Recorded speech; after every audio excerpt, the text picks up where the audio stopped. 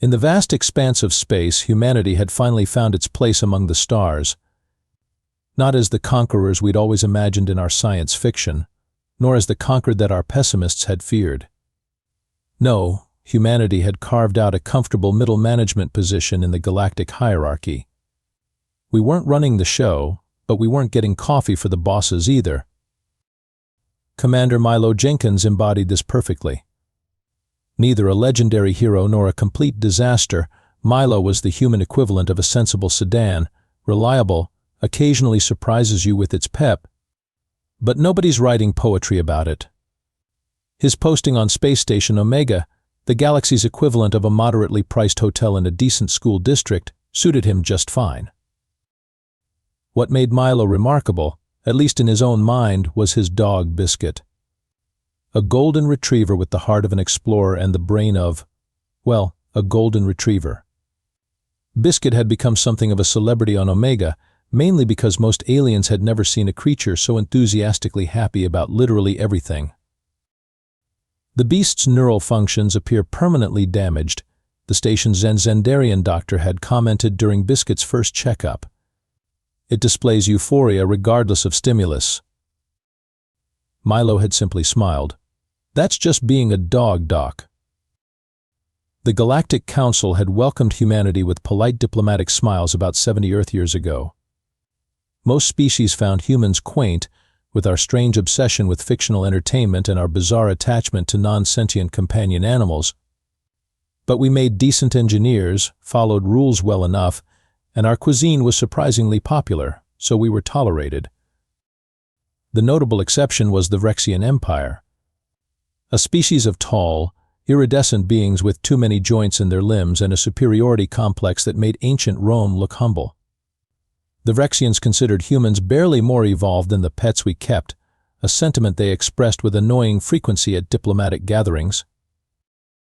Ambassador Kraz Tick of the Vrexian Diplomatic Corps had once spent an entire 40-minute speech comparing human technological advancement to watching a toddler discover its toes.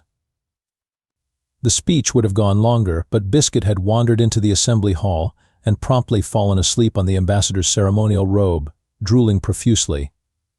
The video went viral across 17 systems. The Vrexians had never quite forgiven humanity for that particular embarrassment. Their scientists published lengthy papers on the evolutionary dead end that was the human-canine bond. Their cultural analysts wrote scathing critiques of humanity's primitive emotional dependencies. Their military strategists largely ignored humans altogether, considering us too insignificant to bother conquering.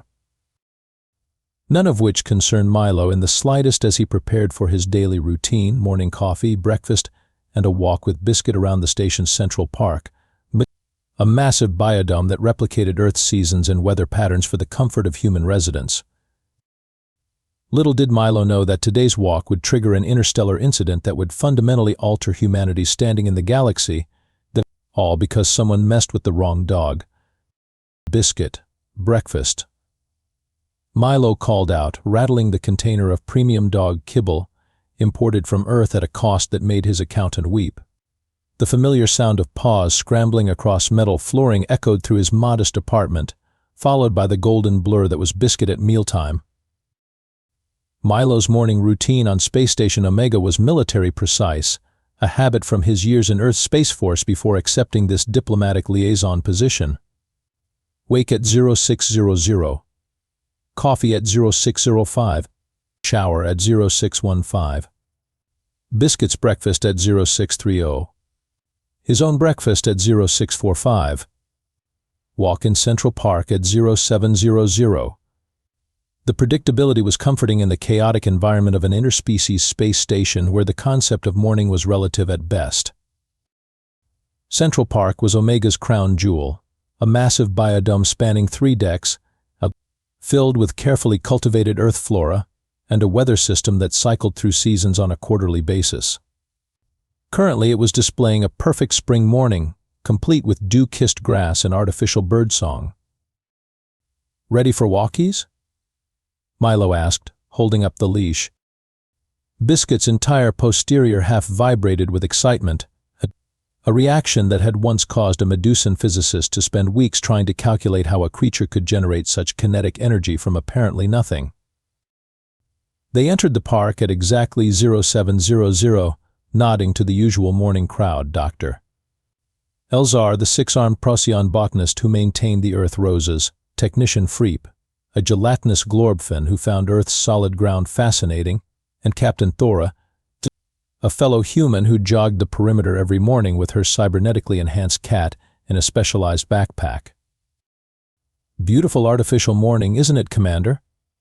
called Dr. Elzar, all six arms busy pruning.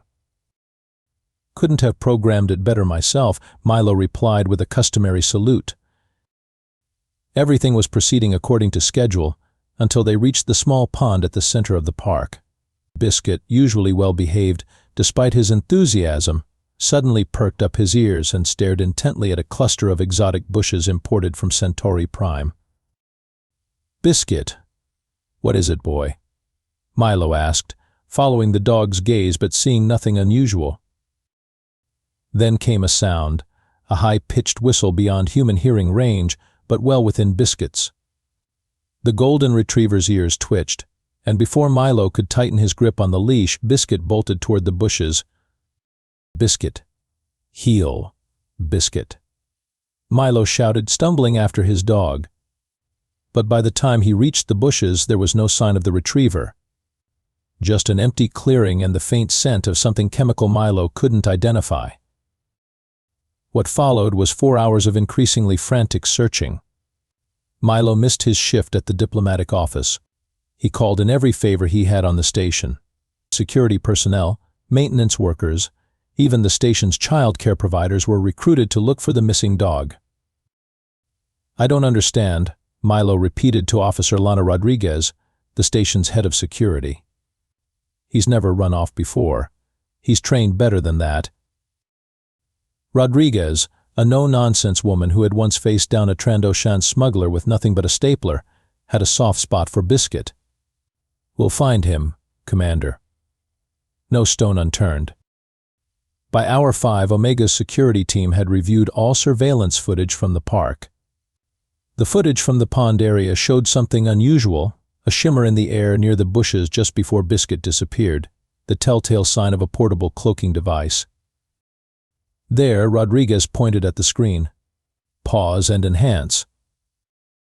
The enhanced image revealed 3 tall figures in hooded robes, their limbs moving with too many joints. One held a device emitting a silent pulse. Another had already scooped up Biscuit, who appeared unconscious. "Vrexians," Milo growled, his voice dangerously quiet. Rodriguez nodded grimly. "Official diplomatic corps, based on those insignias. But what would Vrexian diplomats want with your dog?" Milo's jaw tightened. "I don't know, but I'm going to find out." By hour 6, the station commander had been notified.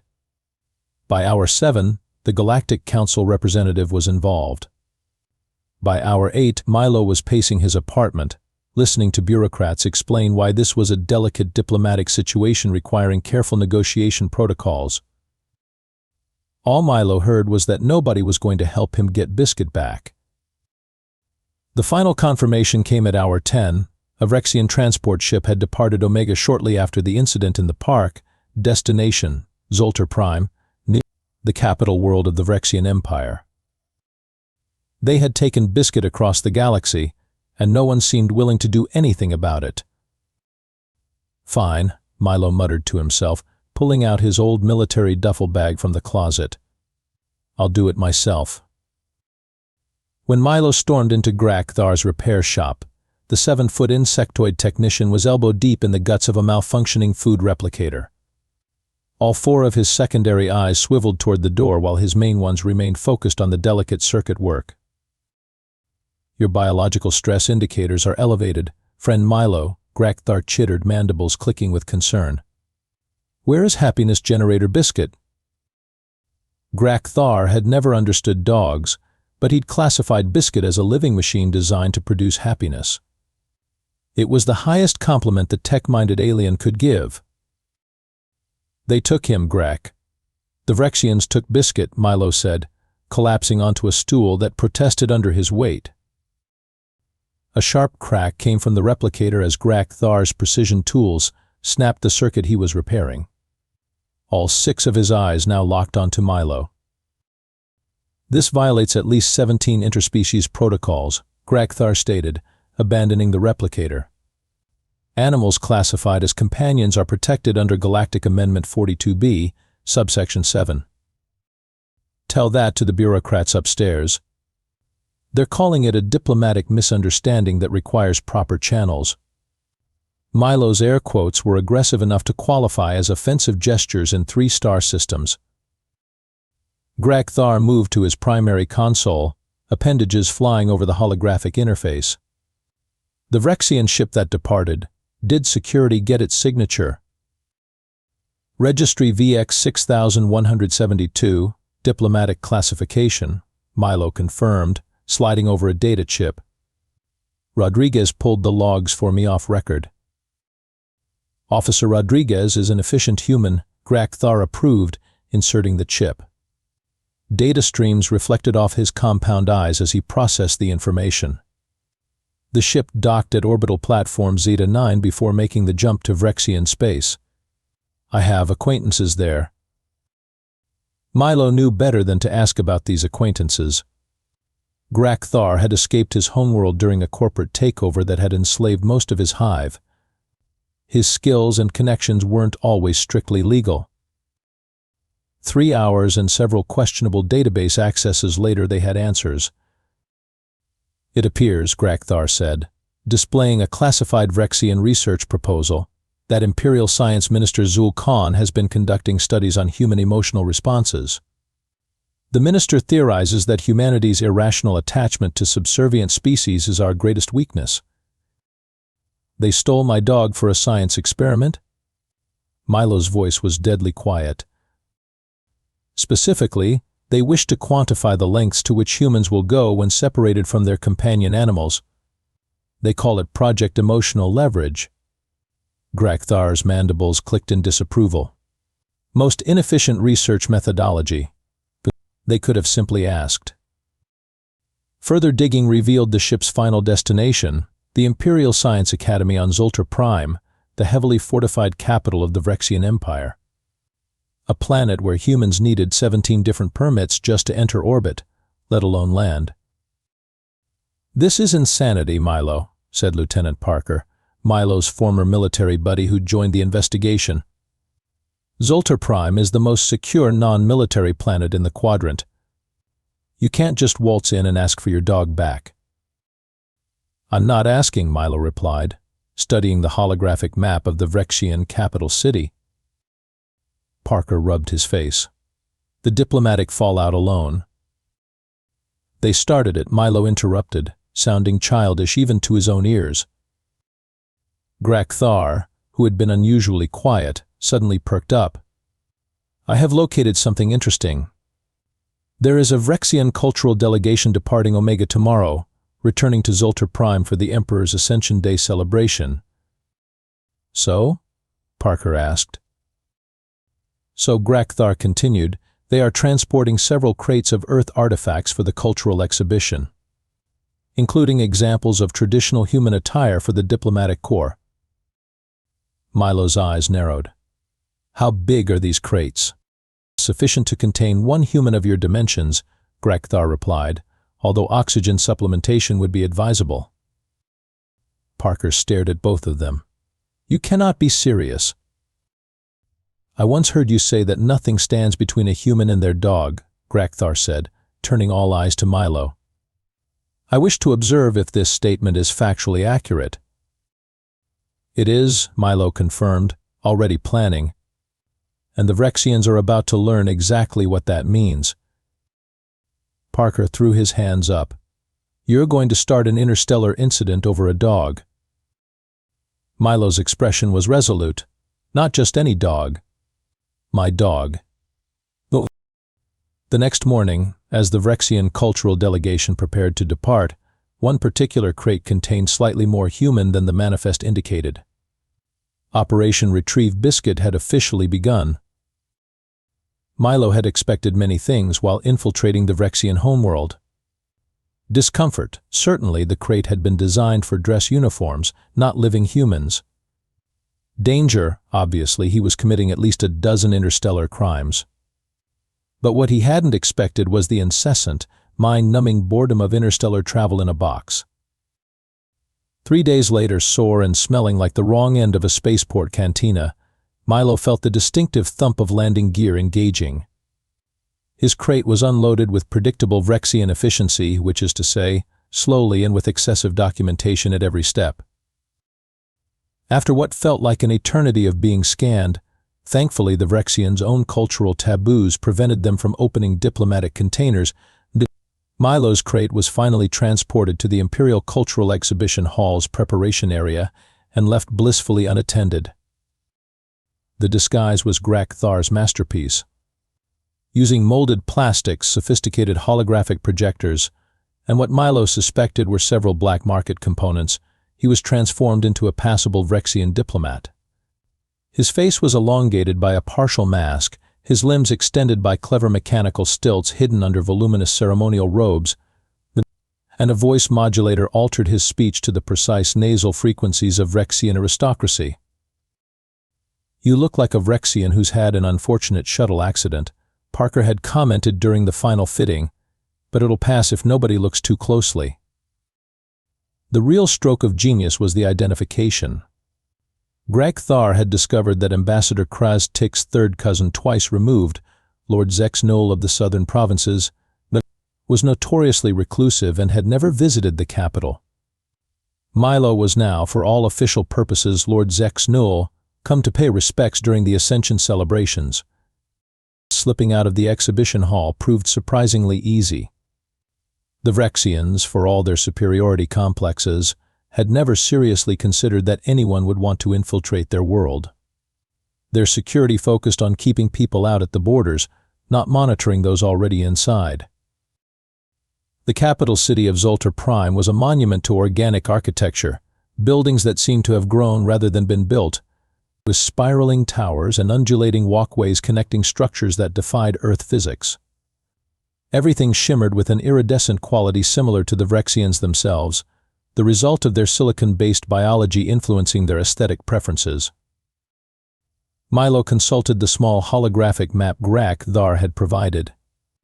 The Imperial Science Academy was located in the government district, approximately 3 kilometers from his current position. He adopted what he hoped was a dignified Vrexian gait, somewhere between a strut and a glide, and set off through the alien streets. His first real test came at the public transport terminal, where a bored-looking Vrexian official barely glanced at his identification before waving him toward the priority boarding area. The transport itself was a floating platform with no visible propulsion system, carrying various Vrexians in ornate attire similar to his own. "First visit to the capital, Your Excellency?" inquired the Vrexian seated beside him, voice dripping with practiced courtesy. Milo activated his voice modulator. "Indeed, the southern provinces keep me quite occupied." Ah, the provinces. So rustic. The way the Vrexian pronounced rustic made it sound like a communicable disease. "I am Under Secretary Phys Nick of the Bureau of Interspecies Affairs. Perhaps I might be of service during your stay?" Milo nearly choked on his own surprise. The Bureau of Interspecies Affairs would have direct knowledge of the Science Ministry's projects. This wasn't just luck. This was the universe throwing him a bone. "How fortuitous," Milo replied, trying to mimic the Vrexian's love of formal language. "I've developed a scholarly interest in human companion animals. I understand the Science Ministry has acquired a specimen recently." Phys Nick's eyes widened slightly. "You're interested in Project Emotional Leverage?" Most of the court finds it distastefully primitive. "I find primitive things fascinating from an academic perspective," Milo improvised, "especially the emotional dependencies of lesser species." Phys Nick leaned closer, lowering his voice. "Between ourselves, Your Excellency, the specimen has caused quite a stir. The Emperor himself has requested private viewings, Milo's heart sank. Getting into the Science Academy would have been difficult enough. The Imperial Palace was the most secure location on the planet. The Emperor is attending the laboratory demonstrations? Milo asked carefully. Nick gave the Vrexian equivalent of a chuckle, a disturbing sound like glass being ground. No, the specimen was transferred to the palace gardens 2 days ago. His Imperial Magnificence finds its behaviors amusing. The transport glided to a stop at the government plaza, a vast open space surrounded by imposing structures. Nick rose with practiced grace. "I'm actually heading to the palace for committee meetings now," the Undersecretary mentioned. "If Your Excellency wishes a glimpse of this human curiosity, I could perhaps arrange a brief observation period? The southern provinces so rarely get chances for advanced xenobiological study." Milo could hardly believe his luck.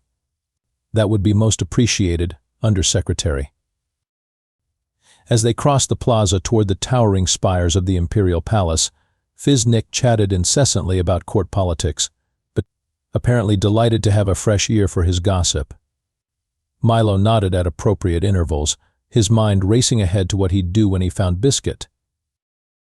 The palace security was intense but focused primarily on scanning for weapons.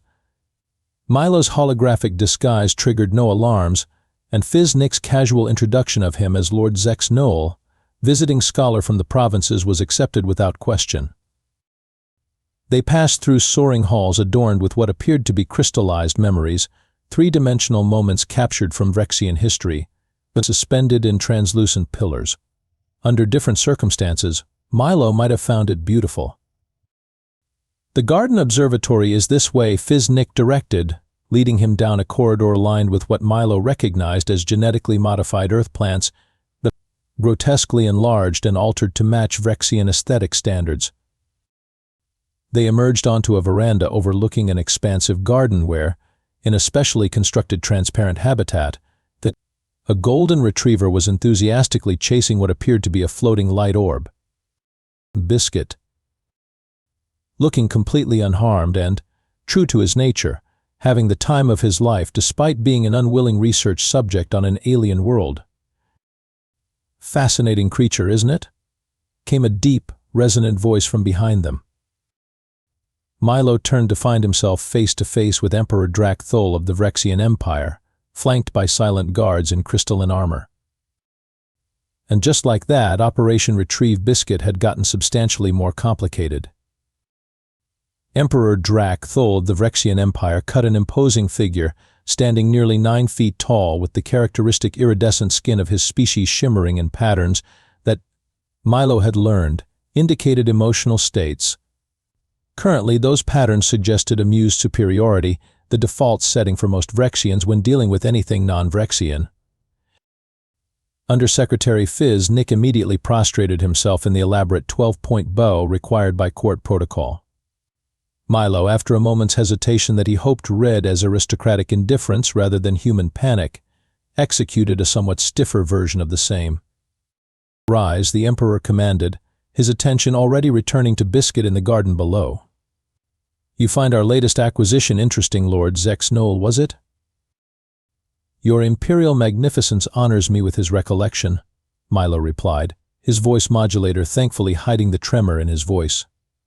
"The specimen is indeed fascinating." Down in the garden, Biscuit had abandoned the light orb and was now enthusiastically digging in a bed of what appeared to be singing flowers, which were emitting distressed harmonies as their roots were exposed. Several Vrexian gardeners were fluttering nearby, clearly wanting to intervene but afraid to approach the Emperor's new favorite entertainment. "We have named it Persistent Chaos," the Emperor announced proudly. "Most appropriate, wouldn't you agree? It creates disorder with every action, yet does so with such, what is the human term? Ah yes, enthusiasm."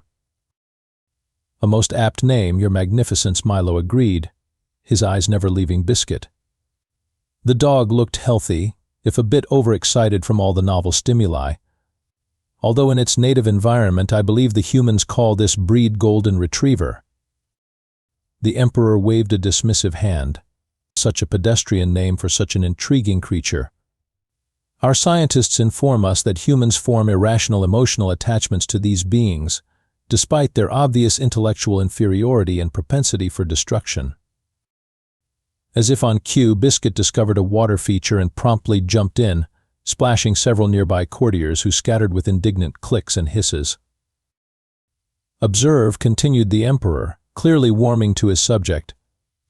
"It has no concept of propriety, hierarchy, or consequence. Yet our intelligence indicates that a human would risk significant personal harm to recover such a creature if separated from it. Fascinating, is it not?" "Most fascinating," Milo agreed, an idea forming. "If I might make a presumptuous suggestion, Your Magnificence, perhaps a demonstration of the human-canine dynamic would prove illuminating? I've studied Earth species extensively." The Emperor's interest was piqued. "What sort of demonstration?" "The creatures respond to specific vocal commands," Milo explained. "It's commands that trigger behaviors that have been reinforced through their coevolution with humans." This was technically complete nonsense from a scientific perspective, but Milo was counting on the Vrexians' combination of arrogance and ignorance regarding Earth species. A demonstration would be most enlightening, the Emperor decided, gesturing to a guard. "Bring the creature here." Minutes later, a very wet and extremely excited Biscuit was brought to the veranda, held at arm's length by a clearly uncomfortable Vrexian handler using some sort of gravitational control device to prevent actual physical contact. The moment Biscuit was set down on the veranda floor, his eyes locked with Milo's. Despite the disguise, despite the holographic mask and voice modulator, something in the dog's expression changed. His ears perked up, his head tilted in that characteristic way, and a small whine escaped him. "It appears agitated," the Emperor observed. "Perhaps it senses a predator in your provincial lineage, Lord Zexnol?" "Perhaps," Milo agreed, lowering his voice. "If Your Magnificence permits, I shall demonstrate the command structure these creatures respond to." With the Emperor's nod of assent, Milo turned to Biscuit and used a hand signal hidden from the others by his voluminous sleeves, the signal for play along. "Observe," he announced loudly. "The command sit will cause the creature to lower its posterior to the ground in a display of submission." Milo locked eyes with Biscuit and said firmly, "Sit." Biscuit, trained since puppyhood, promptly sat, his tail sweeping the polished floor. The Emperor made an impressed clicking sound. Remarkable response time. "Indeed," Milo continued, gaining confidence. "These creatures were selectively bred for their responsiveness to human commands. For instance, the command shake will cause it to offer a limb in greeting." "Shake," he commanded, and Biscuit obediently raised his paw. The court observers murmured appreciatively. The Emperor leaned forward, clearly intrigued. "But most impressive," Milo continued, "is their response to what humans call walkies, a ritual perambulation that triggers extreme excitement."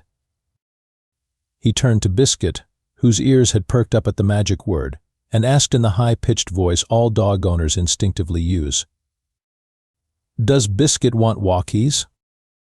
What happened next was exactly what Milo had been counting on. Biscuit, who had been relatively calm until this point, exploded into the full-body wiggle of a golden retriever promised its favorite activity. He barked joyously, spun in circles, and then launched himself directly at Milo, the only human on a planet of 7 billion Vrexians, with the unerring accuracy of a heat-seeking missile. The impact knocked Milo backward, dislodging both his holographic projector and voice modulator in one chaotic moment of fur and slobber and excited dog noises. The courtiers gasped in horror as Lord Zexnol transformed before their eyes into Commander Milo Jenkins of Earth, being enthusiastically licked by a very happy golden retriever. "The intruder," bellowed the captain of the guard, drawing a weapon that hummed with ominous energy. The Emperor raised a hand, forestalling the imminent vaporization of both Milo and Biscuit. His iridescent skin patterns had shifted to what Milo recognized as intense scientific curiosity, potentially even more dangerous than anger for a Vrexian. Fascinating, the Emperor murmured, studying the tableau before him. You are the human connected to this creature. His name is Biscuit, Milo said, struggling to stand with 80 pounds of ecstatic dog still trying to climb him like a tree. And yes, he's my dog. You infiltrated our homeworld, bypassed our security, deceived our officials, and entered our palace, the Emperor enumerated, his tone somewhere between outrage and admiration, all to recover this single non-sentient creature. That's right, Milo confirmed, finally managing to get Biscuit to sit, though the dog's tail continued to thump happily against the polished floor. You risked interstellar incident, your career and your very life, the Emperor continued, leaning closer. Why? What? Milo looked down at Biscuit, who gazed back with complete adoration, then back at the Emperor. Because he would do the same for me. A long silence followed, broken only by Biscuit's panting and the distant sound of alarmed guards rushing toward the veranda. Then the Emperor did something completely unexpected. He laughed, a sound so rarely heard from a Vrexian that several courtiers checked their translator implants for malfunction. Perhaps, the Emperor declared, we have underestimated humans after all. As it turned out, causing an interstellar incident, impersonating a Vrexian noble, and infiltrating the imperial palace wasn't nearly as bad as Milo had feared. It was worse. 3 separate violations of the Non-Interference Accord, unauthorized use of restricted technology, falsification of diplomatic credentials, and, my personal favorite, disruption of imperial botanical specimens. Recited Admiral Helena Ortiz, Earth's senior representative to the Galactic Council. Her holographic projection glared at Milo across 12 light-years of space. Would you care to explain why I shouldn't have you court-martialed, Jenkins? Milo, seated in his quarters on Space Station Omega with Biscuit snoring contentedly beside him, straightened his posture. They took my dog, Ma I am. The Admiral pinched the bridge of her nose. Yes, Commander, I received that part of the report. Along with the estimated damage to the Imperial Palace. To be fair, Milo pointed out, most of that was the ceremonial fountain. How was I supposed to know it was filled with 1,000-year-old living crystal water instead of, water? And the Grand Imperial Gardens? That was definitely Biscuit's fault, Milo admitted. Apparently Vrexian singing flowers sound exactly like squeaky toys to dogs. Admiral Ortiz looked like she was developing a migraine in real time. Do you have any idea the diplomatic nightmare you've created? Actually, Ma am, Milo said carefully. That's the strange part. The Vrexians haven't filed any formal complaints. In fact, Emperor Drakthol sent this yesterday. He held up an ornate crystalline tablet that projected a formal imperial decree, complete with the Emperor's personal seal. The Admiral's eyes widened as she read it. This is a formal request for a canine diplomatic attaché to the Vrexian court, Milo confirmed. Along with human handlers, of course. What Milo didn't mention was the private conversation he'd had with the Emperor before departing Zoltar Prime. How Drakthol had admitted that in 900 years of rule, he'd never encountered a species willing to risk everything for a companion with no political value or strategic importance. How the concept had made him reconsider humanity's place in the galactic hierarchy. The Emperor called it an admirable loyalty worthy of study and perhaps emulation, Milo added. I think we impressed him. The Admiral's expression softened marginally. You're telling me that your unauthorized rescue mission for your pet has somehow resulted in improved diplomatic relations with the most xenophobic empire in the quadrant? That's one way to put it, Milo agreed. Another way is that Biscuit has single-podedly revolutionized interspecies relations through the power of being a very good boy. On cue, Biscuit raised his head at the familiar phrase, tail thumping. After a moment of stunned silence, Admiral Ortiz shook her head. Only humans, she muttered. I'll expect a full debriefing when I arrive next week. And Commander? Yes, Ma, I am. Keep that dog on a shorter leash." As the hologram flickered out, Milo scratched behind Biscuit's ears, earning a look of pure canine bliss. "You've caused quite the diplomatic situation, mister," he told the dog, who responded by rolling over for belly rubs. "Though between us, I think you might have just elevated humanity's standing in the galaxy." 3 weeks later, the first official canine embassy was established on Zoltar Prime, with a rotation of Earth dogs serving as ambassadors of goodwill. The sight of serious Vrexian diplomats learning to throw tennis balls and use the phrase "who's a good boy" became commonplace.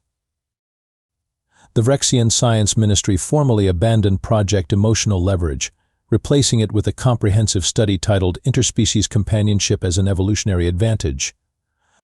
Emperor Thul himself adopted a beagle puppy, scandalizing traditional courts but delighting the general Vrexian public. Back on Space Station Omega, Milo and Biscuit resumed their morning walks in Central Park, now occasionally accompanied by curious Vrexian diplomats eager to observe authentic human-canine interactions. "You know," Milo told Biscuit as they paused by the pond where it had all started, "I think we've proven that old Earth saying." Biscuit looked up inquisitively, head tilted. "Every dog has its day," Milo explained, tossing a stick that Biscuit joyfully chased, "even if that day happens to bring down an empire." Across the galaxy, in the newly rebuilt Imperial Gardens of Zoltar Prime, the Emperor Thul watched his beagle puppy chase a light orb through beds of singing flowers that had been specially reinforced to withstand canine enthusiasm. Perhaps, he mused to his startled advisors, the humans have been the advanced species all along.